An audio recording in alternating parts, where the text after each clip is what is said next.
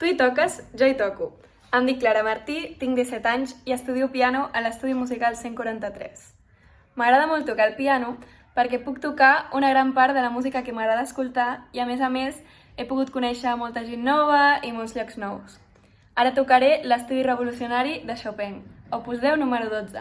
Espero que us agradi.